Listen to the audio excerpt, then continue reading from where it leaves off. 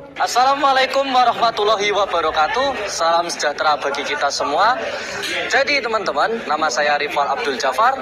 Dalam video kali ini atau video vlog yang akan saya buat bersama rekan-rekan, kami akan mewawancarai salah satu narasumber, yaitu bernama Pak Joko Ignatius. Jadi narasumber yang akan kita tanyai pada hari ini berkaitan dengan tema yang akan kami angkat, yaitu tentang K3 dan penerapannya dalam budaya kerja. Untuk itu, mari terus ikuti keseruan agar dapat memperoleh informasi dan ilmu yang bermanfaat bagi kita semua ke depannya. Assalamualaikum warahmatullahi wabarakatuh. Yaitu tentang K3 dan penerapannya dalam budaya kerja. Saya sudah bersama dengan Pak Joko Ignatius di sebelah kanan saya. Jadi mari kita langsung pada topik pembicaraannya. Ya, Pak Joko, kan saya mau bertanya, K3 itu kan menurut materi yang sudah disampaikan dulu-dulunya itu sangat penting bagi dunia kerja.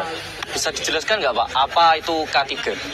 Ya, K3 itu adalah kesehatan dan keselamatan kerja bagi semuanya. Jadi tidak hanya untuk orang tapi juga untuk alatnya. Nah, seperti itu yang coba kita terapkan dari industri kita bawa ke sekolah.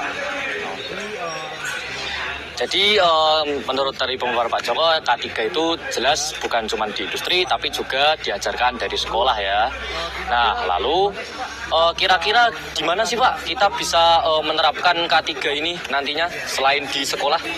Ya, mungkin saya terangkan dulu sedikit. Jadi kalau di sekolah, ya, itu sebenarnya dari mulai kita mau belajar di bengkel, itu sudah kita gunakan K3-nya. Yang pertama, siswa itu harus berganti pakaian menggunakan wearpack.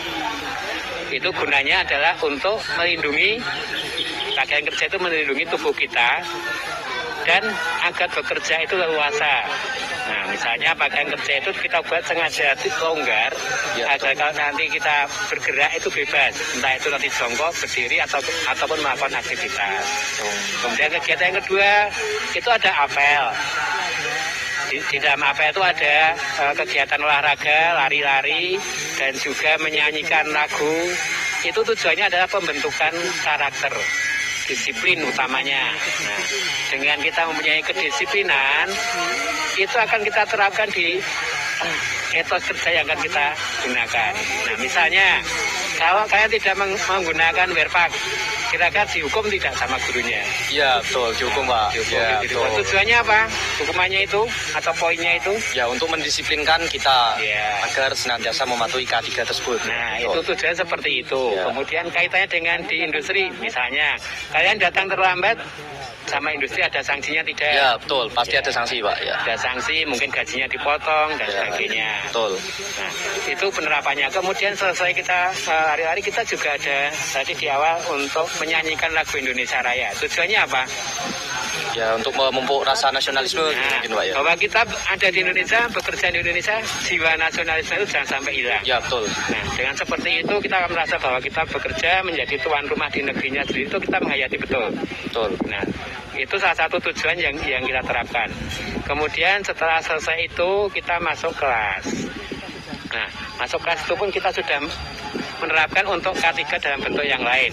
Di awal, guru sebelum mengajar akan melihat dulu apakah ruangannya bersih atau tidak.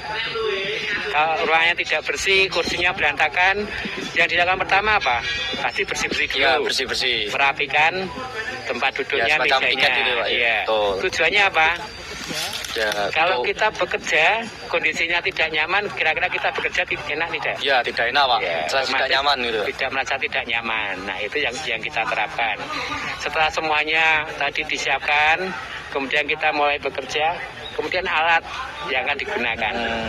Di K3 alat yang digunakan pasti akan diterangkan. Ya, tentu pasti. Alat ini menggunakan listrik. Jadi kira-kira keselamatan kerjanya apa kira-kira?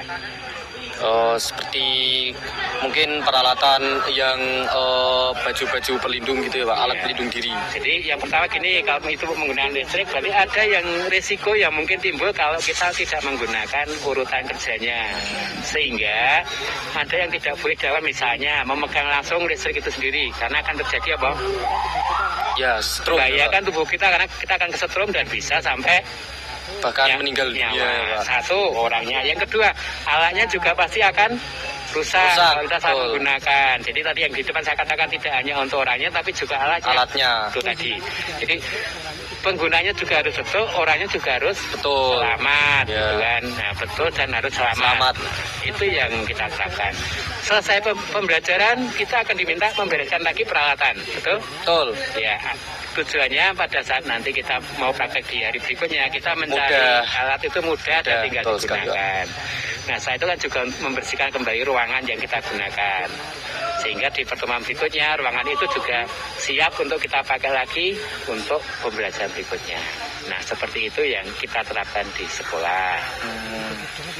Wah ya, jadi bagus banget ya ini penjelasannya teman-teman ya. Jadi dari penjelasan Pak Joko tadi bahwa K3 itu sangat-sangat penting sekali. Jadi diterapkannya mulai dari dunia sekolah agar nanti di industri kita selalu mematuhi protokol keselamatan yang berguna bagi diri keselamatan kita.